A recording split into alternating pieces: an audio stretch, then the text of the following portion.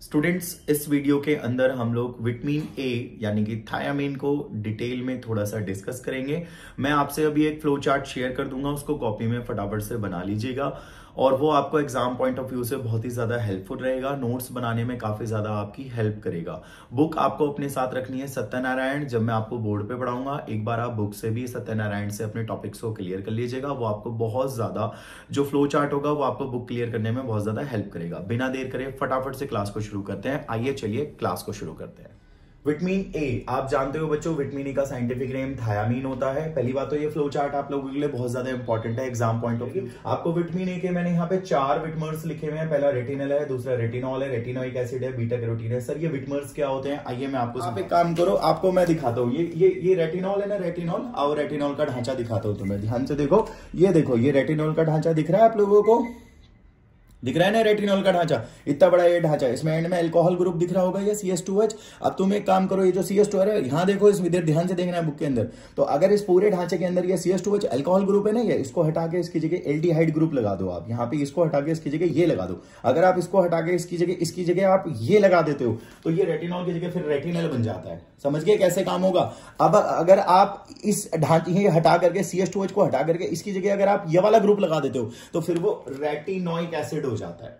तो समझ रहे हो, ये तीनों की तीनों लगभग केमिकली सिमिलर ही तो हैं, बस थोड़ा बहुत ही तो फर्क है। और जब आप इन्हें खाओगे, काम ये एक जैसा करते हैं। सर काम क्या करते हैं, काम यहाँ इतना बड़ा टेबल बना तो रखा है मैंने, अभी समझाऊंगा, तुम चिंता क्यों कर रहे हो। ठीक है, अब ये आपको लास्ट में बीटा कैरोटीन दिख रहा होगा जो गाजर से मिलता है। गाजर खाते हैं आप लोग, तो गाजर बाहर से लाल होता है, अंदर से आपने देखा होगा थोड़ा पीला पीला। या डेफोडिल पौधा सुना होगा, या आपने गोल्डन राइस खाए होंगे, जो पीले रंग के चावल आते हैं बाजार में, इतने लंबे लंबे दाने वाले गोल्डन राइस। वो बायोटेक में भी तो पढ़ा था तुमने 12वीं क्लास में यार। तो गोल्डन राइस के अंदर बीटा कैरोटीन ही तो होता है, प्लांट से मिलता है हमें बीटा कैरोटीन। और इसका जो ढांचा होता है ना, उसके अंदर 2 रेटिनॉल के ग्रुप होते हैं। देखो दिखाता हूं तुम्हें, इसको देखो, ये चित्र दिख रहा है तुम्हें, ये जो इतना बड़ा चित्र है ये, ठीक है। आप लोगों के पास भी बुक है, अपनी बुक निकाल के बैठा करो ना। तो ये जो तुमको ये चित्र दिख रहा है, सेम यही चित्र यहाँ पे है। सिंपल, ये इतना, ये रहा सेम, और इसी को उल्टा करके इधर बना दिया है। सिंपल, अब इसका एक एरा और इसका एक एरा, तो दोनों को जोड़ दिया तो ये बीटा कैरोटीन बन गया है। समझ गए। यानी कि बीटा कैरोटीन को अगर तुम यहां से तोड़ोगे तो 2 मिल जाएंगे तुम्हें, ये सिंपल है। अब इसको ऐसे ले लो, इसको उल्टा करके ले लो, तो दोनों को बॉन्ड से जोड़ दोगे तुम तो बीटा कैरोटीन हो जाएगा। तो बीटा कैरोटीन को अगर तोड़ोगे तो 2 आपको ये मिल जाएंगे। समझो, है ना। बाकी बुक लेकर के एक बार बैठो तो आप लोगों के ज्यादा समझ आएगा, बहुत बेटर है। क्या है, विटामिन आपको किस किस चीज से मिलते हैं, तो भाई दूध से मिलते हैं, अंडा से मिलता है तुमको विटामिन ए, मीट से मिलेगा, गाजर, अभी मैंने गाजर बोला था आपसे, मैंगो तो बहुत अच्छा होता है, इससे विटामिन ए और विटामिन सी दोनों विटामिन मिलते हैं।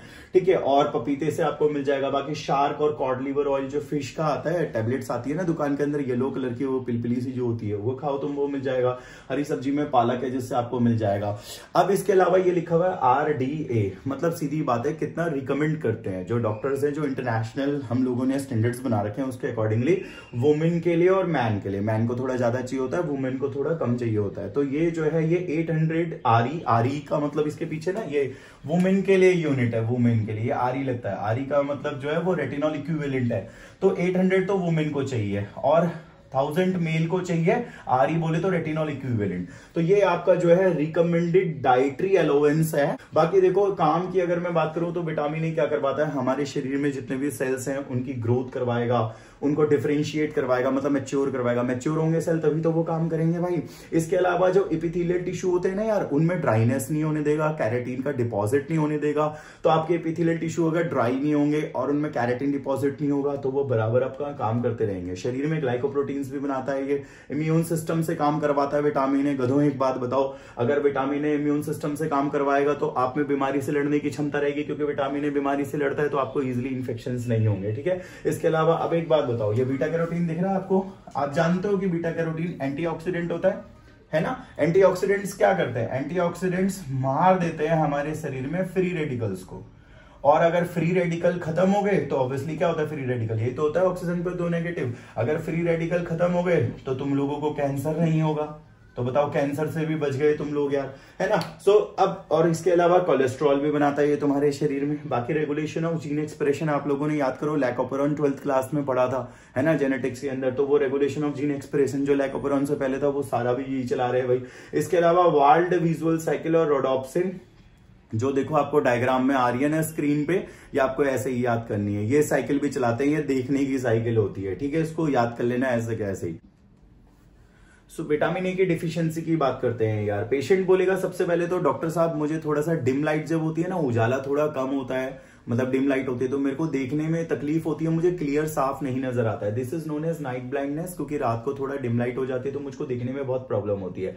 आंखों के कंजंक्टिवा में अगर व्हाइट ट्रायंगुलर प्लैक जमा हो जाए तो उसको वाइट आउट स्पॉट कहते हैं, जो कि आपको विटामिन ए की डिफिशियंसी में देखने को मिलेगा। जेरोपिथेलियम में आपको पता होगा आंखों का कॉर्निया और आंखों का कंजंक्टिवा ड्राई हो जाता है, तो जेरोपिथेलियम में सूख जाता है कॉर्निया और आंखों का कंजंक्टिवा, जिसकी वजह से आंखों में बहुत ज्यादा कॉर्निया में जलन दर्द होने लग जाता है। आंखें सूखती हैं तो फिर प्रॉब्लम नहीं होती, गधो तुम्हारी आंखों में होती है ना, आंखें अगर सूख जाए एकदम ड्राई हो जाए तो आंखें दिक्कत आ जाती है हम लोगों को, तो वो जेरोपिथेलियम होता है आपका। केरेटोमलेशिया के अंदर क्या होता है, कॉर्निया जो ब्लैक ब्लैक आंखों का कॉर्निया, इसमें अल्सर्स हो जाएंगे, छाले हो जाएंगे, छिल जाएगा, डिजनरेट हो जाएगा ये, तो ये केरेटोमलेशिया के अंदर होता है ulceration of cornea as well as degeneration of cornea, that is known as keratomalacia. उससे आपका क्या होगा, आंखों का कॉर्निया खराब होना शुरू हो जाएगा, ठीक है। इसके अलावा आपका जो है वो ग्रोथ रिटार्ड, क्योंकि यार विटामिन ए की कमी से ना स्केलेटल मसल का भी इंपेयरमेंट हो जाता है। अगर स्केलेटल मसल का इंपेयरमेंट हो जाएगा तो बताओ हड्डी मसल ही नहीं बढ़ेगी तो आपकी ग्रोथ कैसे हो जाएगी, ग्रोथ तो हो ही नहीं पाएगी।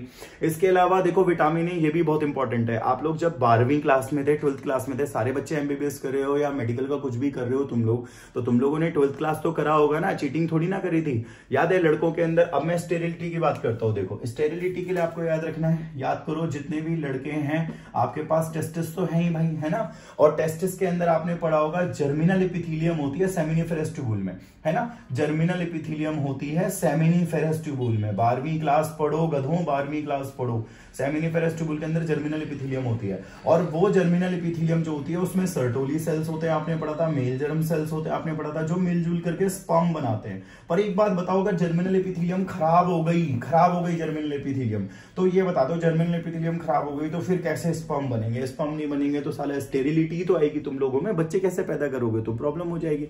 तो इसीलिए जर्मिनल एपिथेलियम को मेंटेन करना बहुत जरूरी है, तो ये जर्मिनल एपिथेलियम को भी मेंटेन करता है, ठीक है, तो ये स्टेरिलिटी में लिख देना। इसके अलावा एक बात बताओ, आपने ये भी 12वीं क्लास में पढ़ा था ह्यूमन हेल्थ एंड डिजीज के अंदर, गैस्ट्रोइंटेस्टाइनल ट्रैक्ट होता है तुम्हारा, पेट और आंत के जो रास्ते हैं, सांस लेने की नली है रेस्पिरेटरी ट्रैक्ट आपका, और यूरिन वाला जो रास्ता है आपका, सुसु वाला जो रास्ता है, इसके अंदर लेयर होती है ना, एपिथेलियल लेयर होती है ना, तो गैस्ट्रोइंटेस्टाइनल ट्रैक्ट में एपिथेलियल लेयर होती है, सांस लेने की नली में एपिथेलियल लेयर होती है, यूरिनरी ट्रैक्ट के अंदर एपिथेलियल लेयर होती है ना, तो एपिथेलियल लेयर में एपिथेलियल सेल होते हैं, है ना, तो अगर आपके वो हेल्दी नहीं रहेंगे तो कैसे काम चलेगा।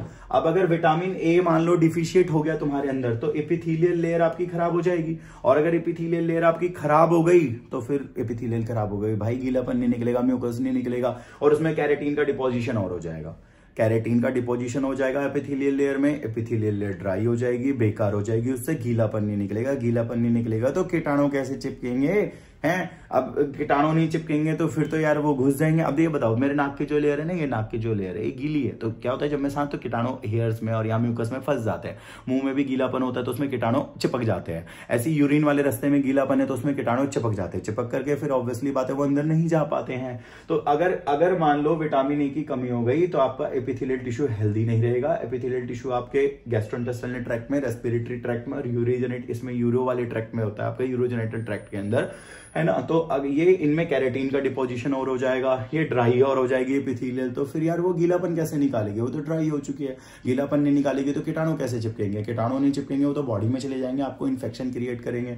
तो बहुत ज्यादा सिंपल है, अगर आप लोगों को कोई दिक्कत है किसी चीज में तो आप लोग मेरे को कमेंट्स में नीचे मैसेज कर देंगे, एंड मैं देखूंगा अगर वो बहुत फ्रूटफुल होगा आप लोगों के लिए, या मेरे को लग रहा है कि हाँ भाई प्रॉब्लम है, तो मैं आपके लिए वीडियो में आगे और डिटेलिंग में डाल दूंगा।